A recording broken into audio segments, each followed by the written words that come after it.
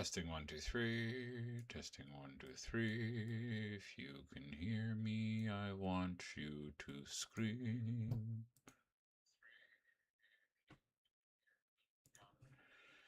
All right.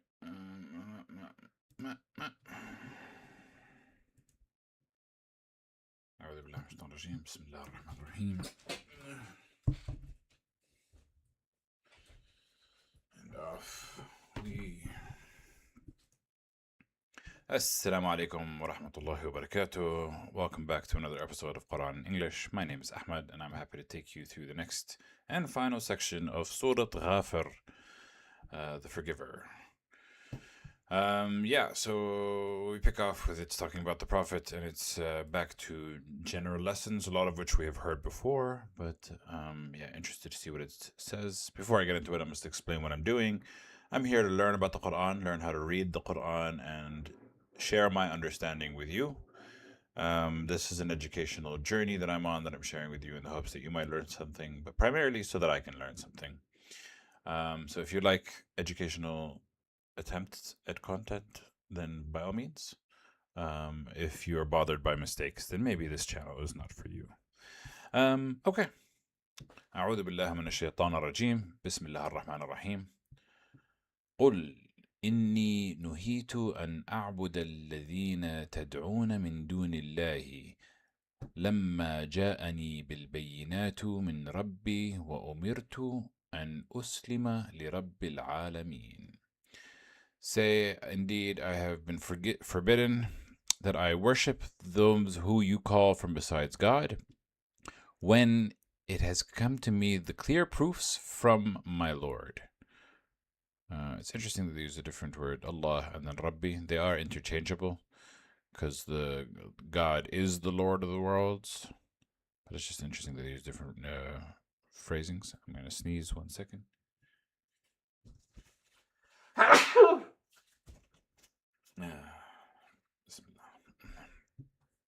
going to sneeze one more time. I always sneeze twice, I guess. You.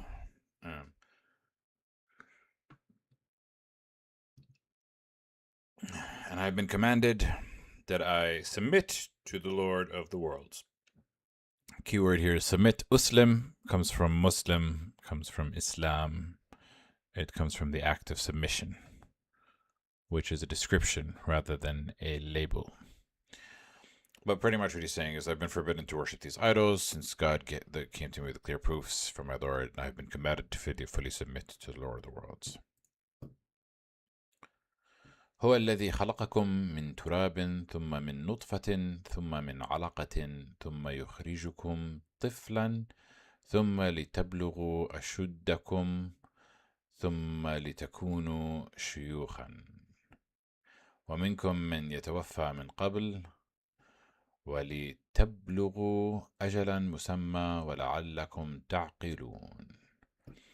He is the one that created you from dust, from earth, from dirt, from earth, then from a semen drop, then from a clinging substance, then he brings you out as a child, then you reach your, here it says maturity, but it's you reach your might, you reach your prime. Sounds a bit more, I see the translation here, your prime is a bit more correct, not just maturity, but you're the strongest. And then so that lets you become old. And among you who dies, and among you who dies from before, die is what they understood. The expression is ceased, kind of, right?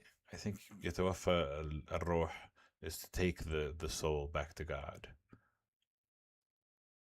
من يموت is to die. من يتوفى, we use it interchangeably because once the soul leaves, you are considered dead. But it is a different verb than that. But essentially, some people do not reach old age. And it says from before, some people don't even reach maturity. Some people die as a child. Some people die in the early stages. So before is just a blanket statement. You can die anytime before. so that you may reach a term that is specified, so that you may use your reason. Yeah, from dust, your father Adam, from a sperm drop, a union, it's a zygote after fertilization. Clinging lot remains the embryo as a leech. Yeah, we've seen these phrases and terms before. هو الذي يحيي ويميت هو الذي يحيي ويميت فإذا قضى أمرا فإنما يقول له كن فيكون. He is the one that gives life and causes death. Now, this is the verse for death. This is the verb for death. Yumit, mate, mot is death, whereas tawaffa is ceased or passed away. He's the one who gives life and gives death. And then when he decrees a matter, then all he has to say is be, and it will be. Yeah. Those are very powerful words. Kun fayakun. Be, and so it is. And yeah. It's, kind of just speaking about the power of God. Not only does he have power over life and death, he has the power to change whatever he wills. ألم تر إلى الذين يجادلون في آيات الله أن يصرفون. Do you not see that those who argue in the signs or the verses of God, how they... You not see how those who dispute Allah's signs are turned away? Oh. أن يصرفون. Have you not seen how those who dispute in the verses of God are turned away? What does that mean? Turned away from what? Because how do you see it? It might be a metaphorical seeing, not necessarily a physical seeing.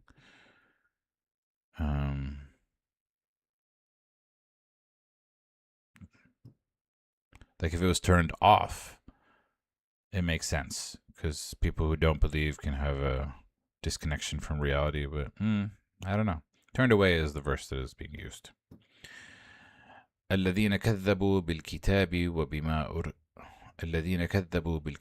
وبما أرسلنا به رسلنا فسوف يعلمون. The ones who deny the book, the verses, the scriptures, refers to the Quran, the Torah, the Injil, and the Zabur, Injil is what Jesus revealed, and the Zabur is what was brought down to David's Psalms. Those who deny the scriptures and what we sent with it, and what we sent our messengers with, but soon they will know.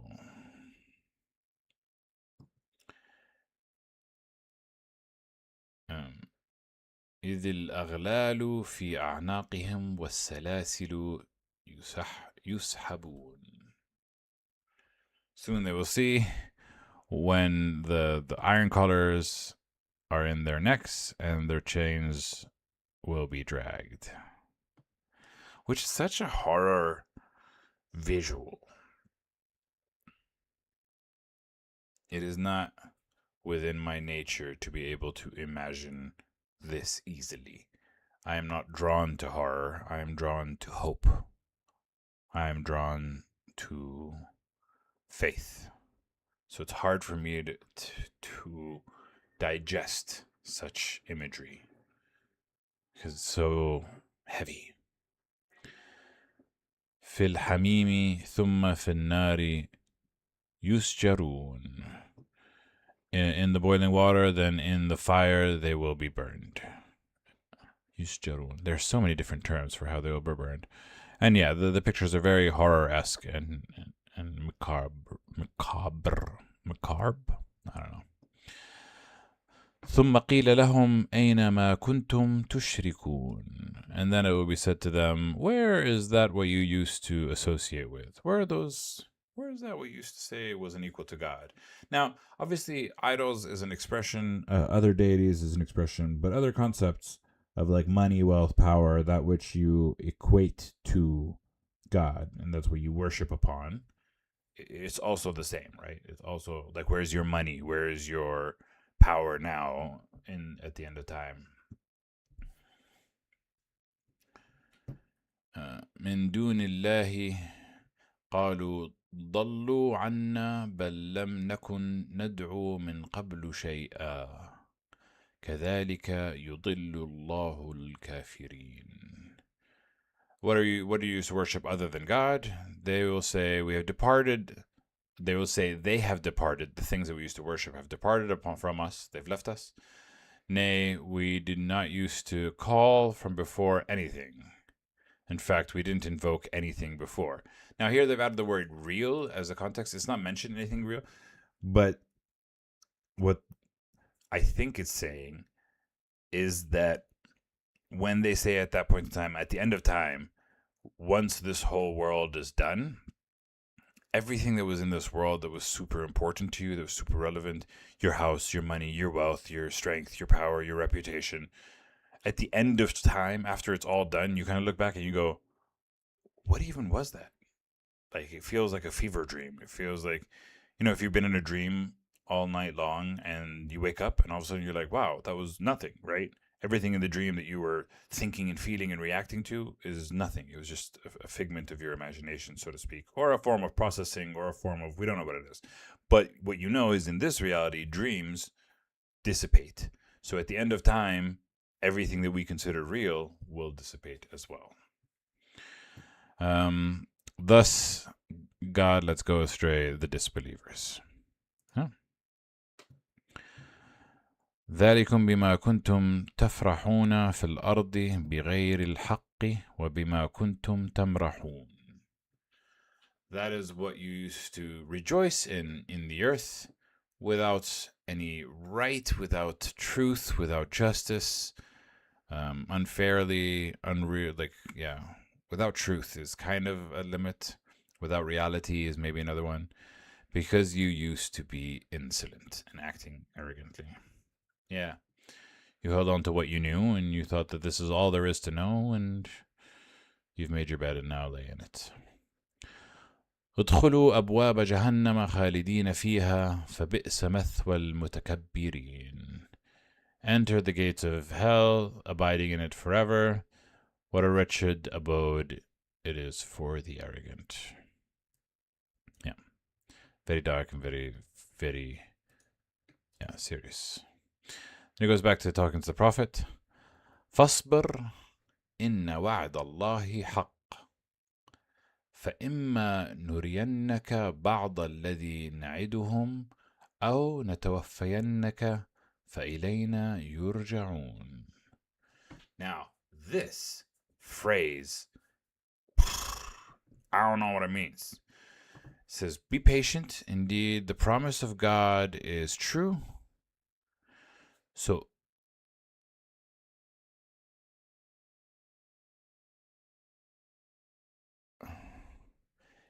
if we show you some of what we promised them, or we cause you to die, and again, it's that cause you to be seized, cause your soul to pass away, then to us will be returned. Which I struggled with understanding it in the beginning. But like, whether we show you or whether you die, to us they will be returned.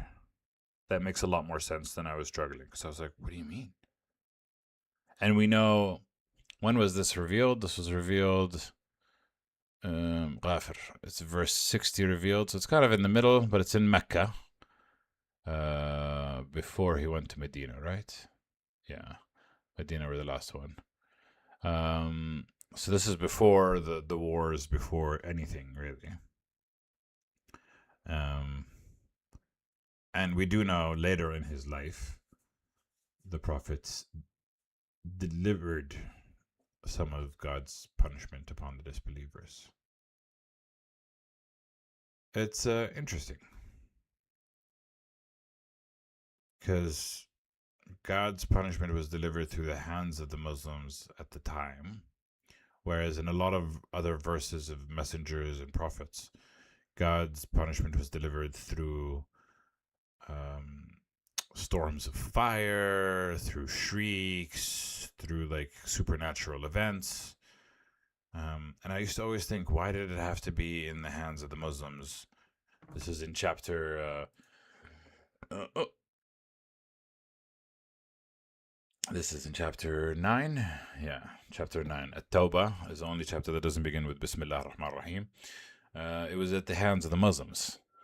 And I thought, well, doesn't that cause more doubt because it wasn't supernatural, but somehow it's the opposite?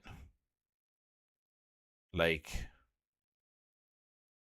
people have a hard time believing in the supernatural, but people have an easier time believing in what they can relate to. And relating to the success of a religion at the might of hands and soldiers is somehow easier to digest than to believe in something you've never seen and cannot be repeated. Well, cannot be repeated by you. Of like raining rocks of fire, parted seas, earth flipping upside down, earthquakes, shrieks, birds carrying. So all of that is a bit more fantastical, whereas the passing of judgment from God through the hands of people somehow makes it easier to hold on to in our brains and minds. And I never thought about that before. Yeah.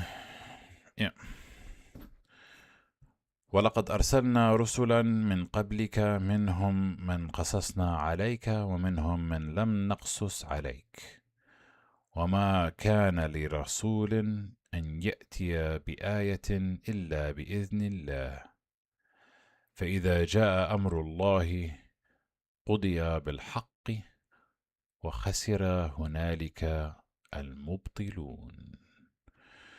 And certainly we have sent messengers from before you. Among them we have related to you their stories, and from among them we have not yet related to you their stories. It's not just related to you, but told you their stories. Qisas from stories. Naqsus is to relate the story, like it is very clearly told you the news. So some of the messengers have been revealed to the Prophet Muhammad and some have not. And it was not for any messenger that he brings a sign, except by the permission of God. So when comes the command of God, it will be decided in truth, and the falsifiers there will lose. And the people of falsehood will then be in total loss. When Allah's decree comes, judgment will pass and with fairness. قُضِيَ بِالْحَقِّ. Yeah, judged in fairness, judged in truth, judged rightly so. That word is very unique. بالحق. It's very interesting. والله الذي جعل لكم الأنعام لتركبوا منها ومنها تأكلون. God is the one who created for you cattle, so that you may ride some of it, and from some of it you may eat. Pretty straightforward. وَلَكُمْ فِيهَا مَنَافِعُ وَلِتَبْلُغُوا عَلَيْهَا حَاجَةً فِي صُدُورِكُمْ وَعَلَيْهَا وَعَلَى الْفُلْكِ تُحْمَلُونَ. And for you among them is benefits, and that you may reach upon it your needs that is in your breasts, and upon them and عليها وعلى الفلك تحملون, and upon the cattle and upon the ships you will be carried. Now they had to explain what the benefits are: milk, wool, hide, which I don't know. Maybe I'm taking my education for granted, but that seems pretty obvious. وَيُرِيكُمْ آيَاتِهِ فَأَيَّ آيَاتِ اللَّهِ تَنْكِرُونَ. And he shows you his signs. So then which signs of God do you deny?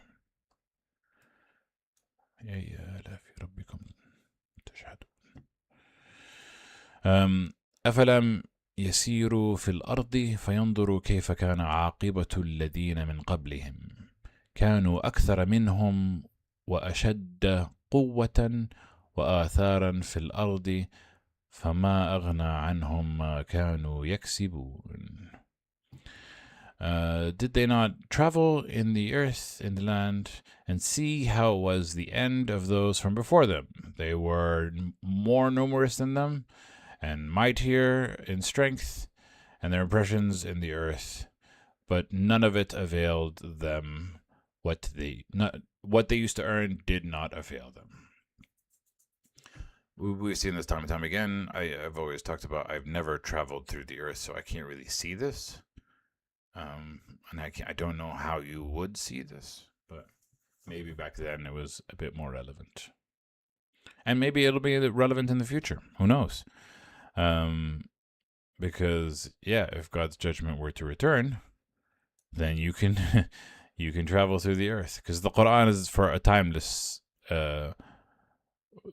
God's words are timeless. They apply to all times and spaces, so it may not apply right now to this time. It might have applied to the past and the future, but not every verse applies to every moment. You know what I mean? That's how you have a static text describing a dynamic environment and world. It is time bound. فلما جاءتهم رسلهم بالبينات فرحوا بما عندهم من العلم وحاق بهم ما كانوا به يستهزئون. But then when it came to them the messengers with the clear proofs, they rejoiced about what they had from knowledge, and it enveloped them what they used to mock. They were ultimately overwhelmed by what they used to mock. What knowledge they had, and there's a footnote, and ridicule the divine knowledge brought to them by their messengers. Yeah, I mean, I think it just, they were prideful in whatever knowledge they had is enough. And it's indicating that what they used to ridicule overwhelmed them, being the messengers from the prophets. Not the prophets, the messengers. فلما رأوا بأسنا قالوا آمنا بالله وحده وكفرنا بما كنا به مشركين. And then when they saw the punishment, they said, we believed in God alone, and we disbelieve what we used to associate with him. As soon as they see the punishment, but as you know, once God's punishment has been delivered, it's too late. Failure. فلم يكن ينفعهم إيمانهم لما رأوا بأسنا سنة الله التي قد خلت في عباده وخسر هنالك الكافرون. But it did not benefit them, their faith, when they saw our punishment, because that was too late. You have to believe before the punishment. That's the whole point.